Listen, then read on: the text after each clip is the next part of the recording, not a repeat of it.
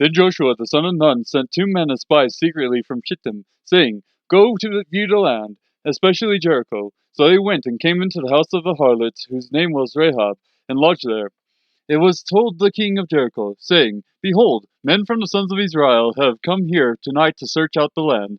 And the king of Jericho sent word to Rahab, saying, Bring out the men who have come to you, who have entered your house, for they have come to search out all the land.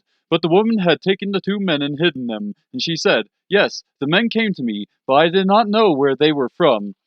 It came about when it was time to shut the gate at dark, that the men went out. I do not know where the men went. Pursue them quickly, for you will overtake them.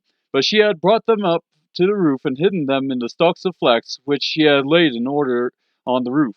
So the men pursued them on the road to the Jordan to the fords. As soon as those who were pursuing them had gone out, they shut the gate. Now before they lay down, she came up to them on the roof, and said to the men, I know that the Lord has given you the land, and that the terror of you has fallen on us, and that all the inhabitants of the land have melted away before you. For we have heard how the Lord dried up the water of the Red Sea before you when you came out of Egypt, and what you did to the 2 kings of the Amorites who were beyond the Jordan, to Sihon and Og, whom you utterly destroyed. When we heard it, our hearts melted, and no courage remained in any man any longer because of you. For the Lord your God, He is God in heaven above and on earth beneath.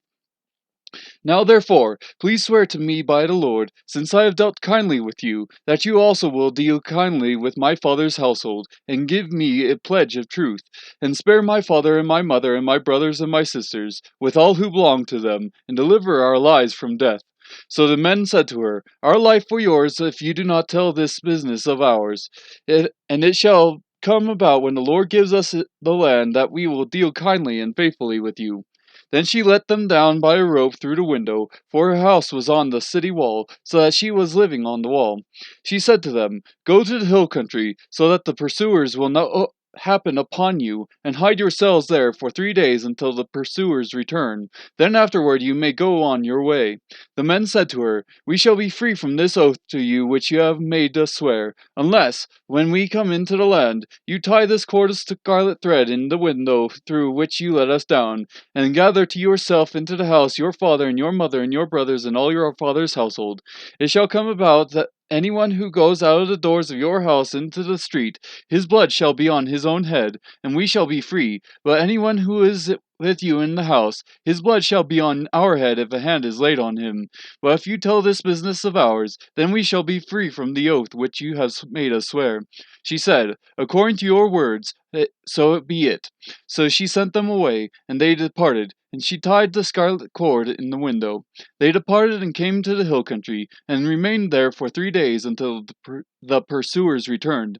Now the pursuers had sought them all along the road, but had not found them. Then the 2 men returned and came down from the hill country and crossed over and came to Joshua the son of Nun, and they related to him all that had happened to them. They said to Joshua, Surely the Lord has given all the land into our hands. Moreover, all the inhabitants of the land have melted away before us.